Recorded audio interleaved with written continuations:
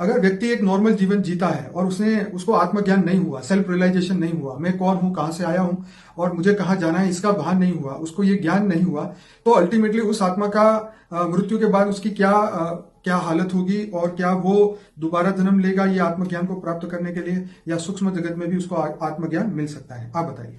देखो, जब आत्मज्ञान का लक्ष्य आत्मा का, मनुष्य आत्मा का होता है जी। और मनुष्य आत्मा का हर कोई का लक्ष्य, ज्यादातर मनुष्य आत्माओं का लक्ष्य होता है मोक्ष पाना। ठीक है। मोक्ष पाने के लिए आत्मज्ञान बेसिक फाउंडेशन है। ठीक है। आत्मज्ञान होगा तो ही तुम आत्मा को ही मोक्ष मिलेगा ना।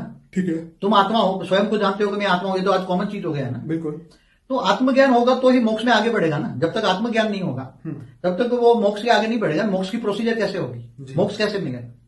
मोक्ष तो तुम उच्चतम परम धाम में जहां लाइट हाउस है वहां जाओगे तो उस लाइट हाउस में समा जाओगे ना। तुम्हारी आत्मा की लाइट उस लाइट में समा जाएगी।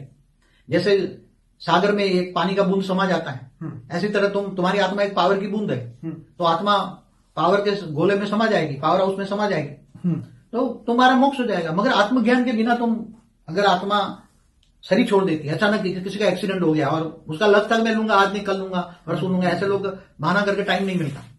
जब बाहर टाइम नहीं मिलता तो लोग क्या करते हैं कि चलो थोड़ा बड़ा होके लूंगा, अभी तो छोटा है, ये छोटी है, मगर छोटी एज में भी सर्विस छोड़ के चले जाते हैं, एक्सीडेंट हो जाते हैं। आजकल किसी का आयुष का पता नहीं होता। अब मन में इच्छा तो थी कि मैं आत्मज्ञान लूं, मोक्ष की विधि समझू, मुझे मोक्ष पाना है, मोक्ष पाना है। मोक्ष माना मुक्ति, हमारी मुक्ति जीवन मुक्ति की वीडियो है। तो अगर ऐसी आत्मा अधूरीपन शरीर छोड़ जाती तो फिर मरने के बाद तो उसको ये ज्ञान से बुद्धि से ही निकल जाएगा। हाँ, अंतमति सो गति, क्योंकि उसकी बुद्धि में से ही निकल, क्योंकि मरते वक्त उसको तो सब कुछ याद आएगा ना। जब एक्सीडेंट हो गई, वो आत्मा बाहर निकल गई तो वो तो रोने लग जाएगी, देह और देह के संबंधों को याद करके रोने लग जाएगी, कई दिनों तक वो रोती रहेगी, घर में रहेगी। तो वो आत्मा को फिर वो आत्मज्ञान का जो लक्ष्य था वो भूल जाएगी, वो याद नहीं रहेगा। इसलिए आत्मज्ञान जीते जी ही पाले। ऊपर में लोक में, आज दूसरे तीसरे लोक में जाओ, भूलोक, गुरुलोक, महालोक, जनलोक में, तो ऊपर के लोक में चले जाओ, कई लेयर्स ऊपर है, वहां साधु संत जो बैठे हैं वो साधु संत ज्ञान दे रहे हैं, आजकल दे रहे हैं, साधु संत ज्ञान दे रहे हैं ऊपर के लोकों में भी। मगर वहां तक पहुंचना बहुत मुश्किल होता है। दूसरे तीसरे लोक में आत्माएं पहुंच नहीं सकती, क्योंकि यहाँ नीचे नेगेटिव भूत प्रेतात्माओं की आत्माएं ऐसी बैठी होगी वो तुम्हें लपेट लेगी। जैसे यहाँ मनुष्य को